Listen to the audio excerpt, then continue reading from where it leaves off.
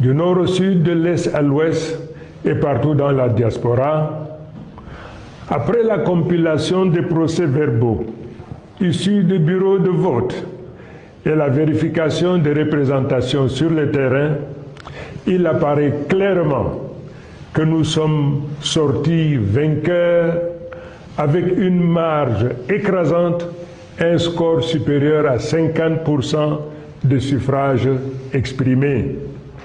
Un tel rejet, un tel désaveu prescrit au président sortant de faire preuve de courage, d'humilité, et au nom de la démocratie et des us et coutumes, appeler le vainqueur, le féliciter et lui notifier sa disponibilité à organiser une transition heureuse, mettant notre nation à l'abri de soubresauts et convulsions qui naîtraient d'une transition subie et non préparée. De la sorte, l'humanité entière reconnaîtrait en lui un homme de paix, soucieux de laisser un héritage dont on citerait l'exemple aux générations à venir. Mais hélas, telle ne semble pas être votre prédisposition. Mais malgré tout, sans arrière-pensée et d'un bon cœur, ma main reste tendue pour une transition pacifique.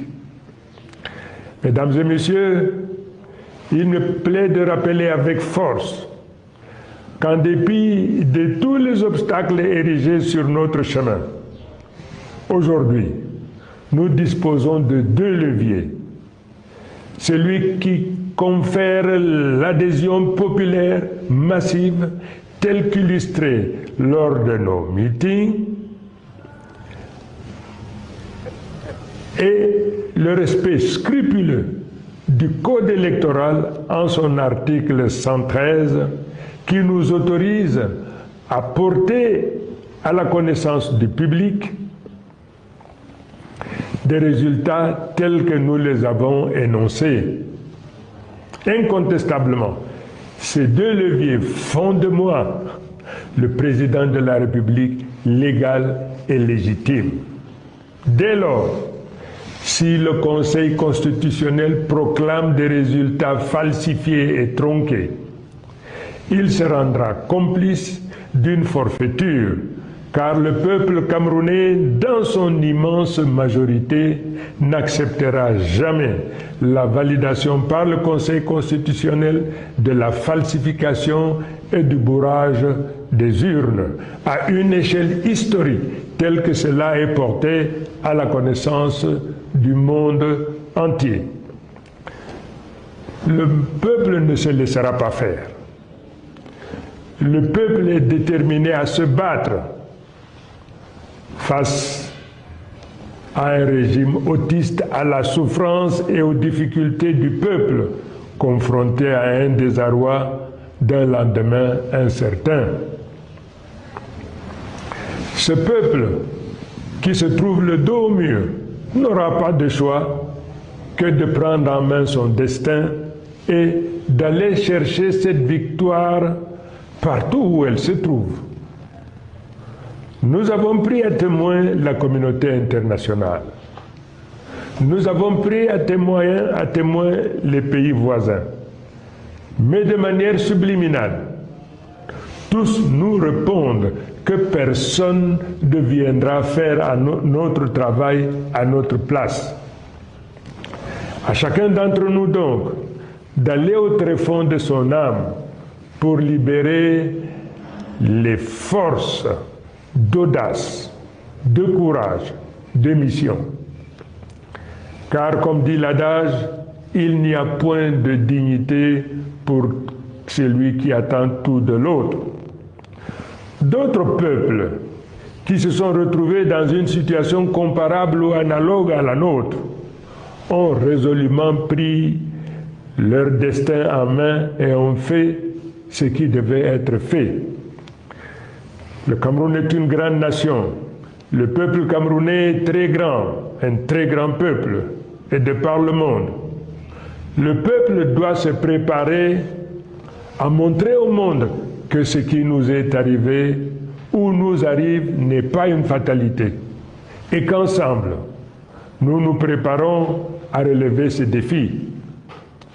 À nos compatriotes du Nord, du Sud, de l'Est et de l'Ouest, partout où vous vous trouvez dans le monde, ayant présent à l'esprit la nécessité de protéger et de promouvoir notre nation, comme un seul homme, nous allons nous lever pour marcher, pour protester la main, dans l'amitié, la fraternité et nécessairement dans la durée.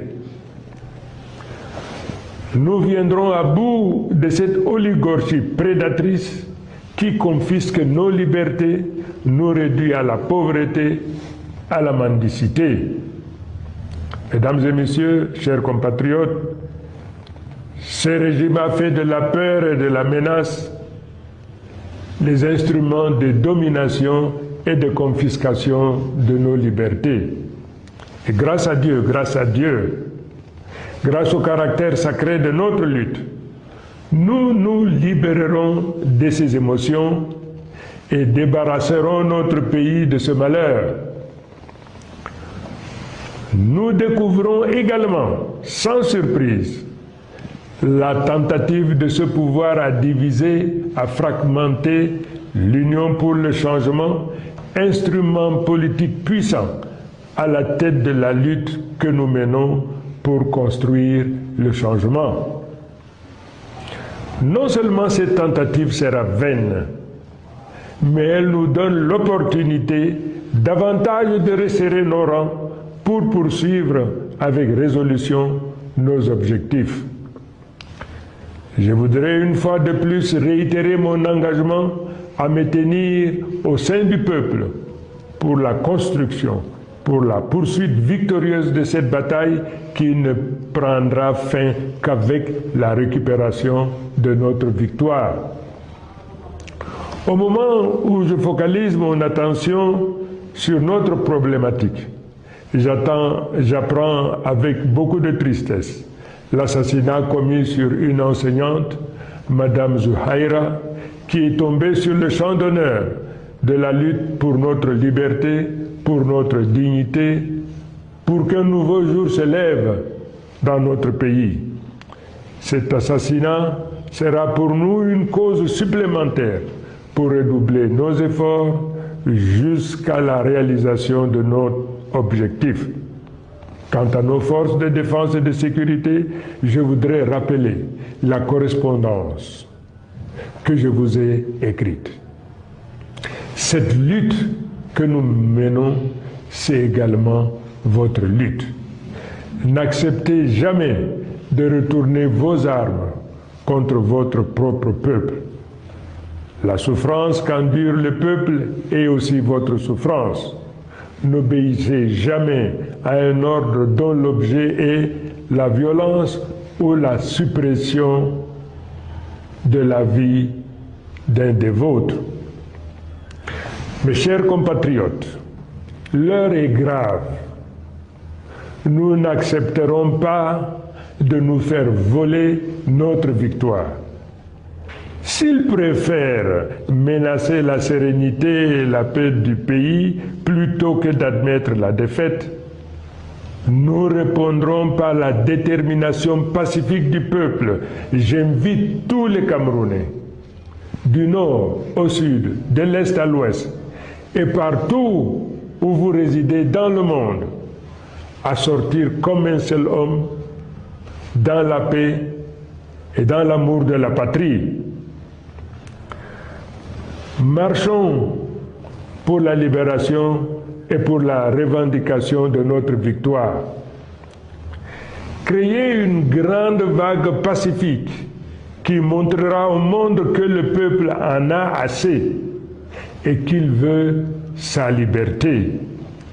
Le droit de manifester est un droit universel. Exerçons-le avec discipline et dignité. Je vous remercie. Vive le peuple souverain, vive le Cameroun libre, uni et réconcilié.